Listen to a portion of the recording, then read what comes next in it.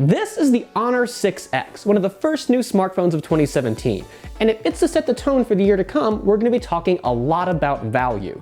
Now, Honor is already an affordable smartphone brand, but the Honor 6X comes in priced even lower than flagships like the Honor 8, while still offering premium features like this dual rear camera. Does that make it a smart pick for a new budget phone? Let's find out. I'm Steven Shank with PhoneArena, bringing you my review of the Honor 6X. Just as we've got our pick from plenty of high-end phones costing $700 or more, there's no shortage of variety down on the budget-priced end of the spectrum. But here, differences between models can be far more pronounced, as manufacturers make difficult decisions about which features and design elements are worth giving up in pursuit of that bargain basement price tag.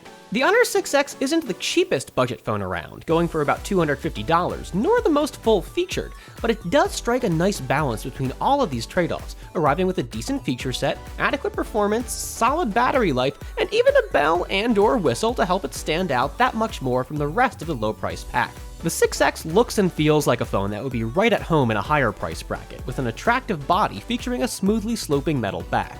The phone's not metal all around, as some handsets would be, but there's enough here to convey just enough of that premium look shoppers love.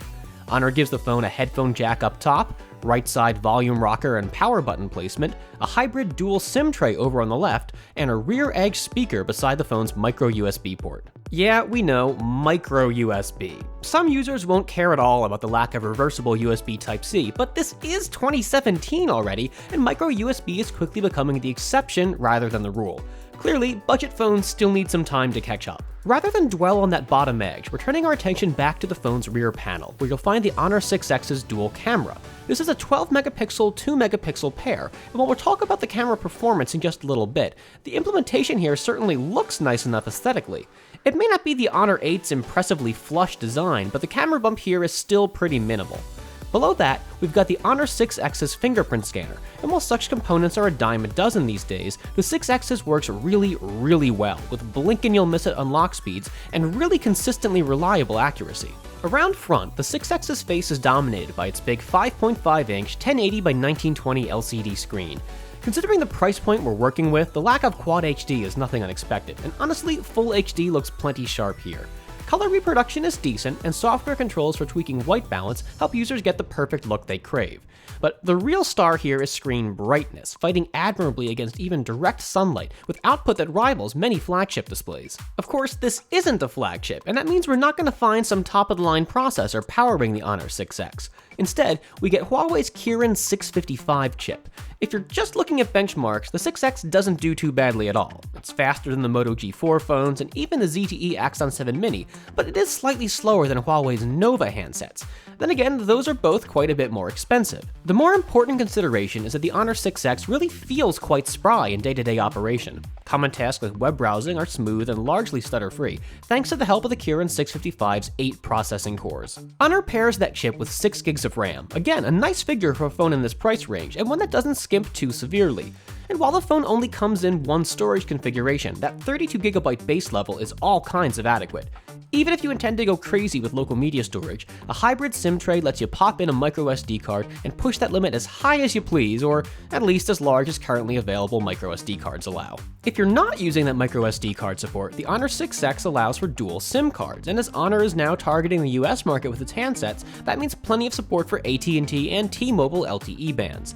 Calls made with the 6X sound alright, no surprises there, and maybe more importantly than audio quality, the phone's still comfortable to use on calls, even in spite of its size. How does that sound fidelity extend to the handset speaker? Well, we mentioned that bottom edge placement, which is less than ideal, and in our controlled test environment, output was a little lower than the vast majority of phones we evaluate. But that said, much like the question of processor performance, the subjective experience really isn't bad at all. The Honor 6X simply sounds loud, and music's pleasing to listen to on the phone.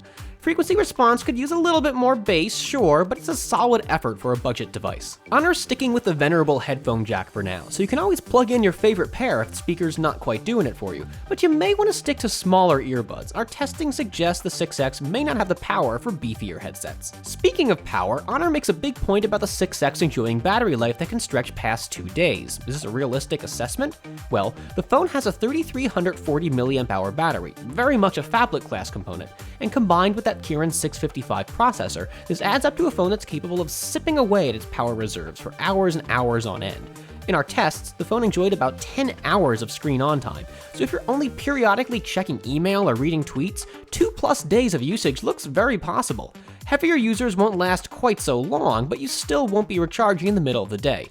The only real downside there is that when you do, recharge times can be a little long, so plan ahead. Now, how about that camera? The 6X uses its 12-megapixel main camera and 2-megapixel auxiliary camera mainly to produce special effect shots. This isn't like the Honor 8 with one full-color camera and another just for brightness data, so while that's a little bit limited, the results can also be a lot of fun. You can adjust a synthetic aperture for bokeh effects, like with the iPhone 7 Plus's portrait mode, all adjustable even after you snap your pic.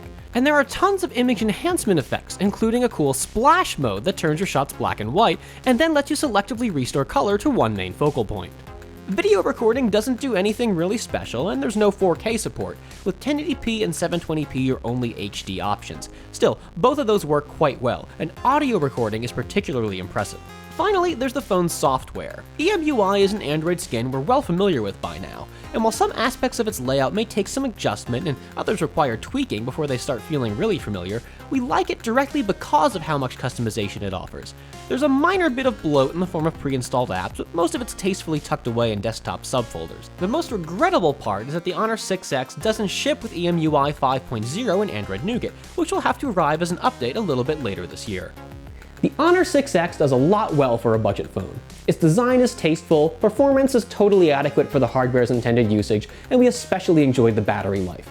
The dual camera may not change the way you take photos, but its bokeh effects are nice for a little variety now and then. If we felt like we were paying a lot extra for that camera hardware, we might be a little disappointed, but at just $250 for the phone, or $200 if you find it on sale, the package still comes across as a great bargain. I'm Stephen Shank with PhoneArena. Thanks for watching, and be sure to subscribe so you don't miss any of our 2017 smartphone coverage.